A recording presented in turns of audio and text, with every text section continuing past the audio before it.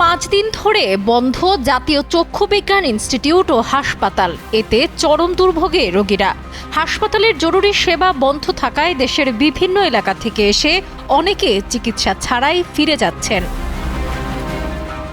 এখন যদি আমি ফিরে যাই তাহলে আমার এই বাচ্চার অবস্থা যদি খারাপ হয়, এটা কে দেখবে? কার কাছে যাবো? কোন সরকারের কাছে যাবো? আমি তো বাংলাদেশ তো এই জন্য স্বাধীন করি নাই। বাংলাদেশ তো স্বাধীন করেছিলাম বড় আশা নিয়ে।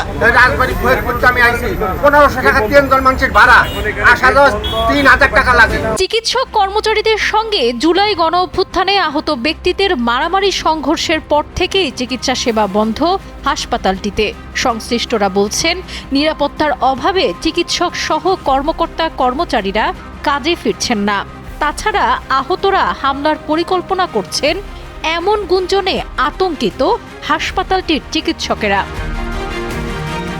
এমন পরিস্থিতিতে রোগীদের বিকল্প হাসপাতালে চিকিৎসার জন্য অনুরোধ করেছে স্বাস্থ্য ও পরিবার কল্যাণ মন্ত্রণালয়।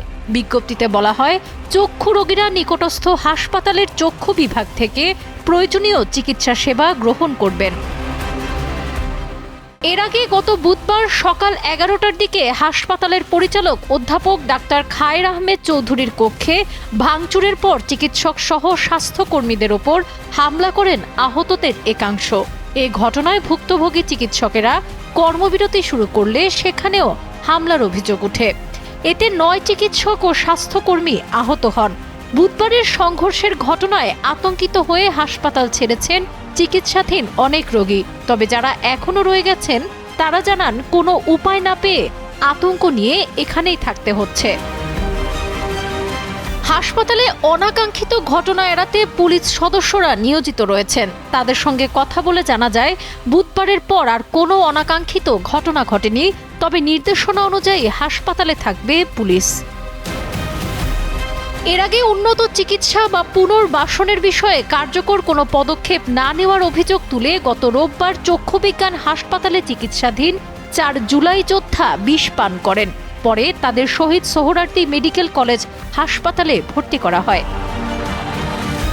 চক্ষু হাসপাতাল কবে চালু হচ্ছে এ বিষয়ে প্রধান উপদেষ্টার বিশেষ সহকারী অধ্যাপক ডাক্তার মোহাম্মদ সাইদুর রহমান বলেন, আমরা আলাদাভাবে কিছু বলতে চাচ্ছি না। এ মুহূর্তে করণীয় প্রসঙ্গে মন্ত্রণালয়ের পক্ষ থেকে বিজ্ঞপ্তি আকারে জানিয়ে দেওয়া হয়েছে। সাবরিনা কাজী, কালের কণ্ঠ।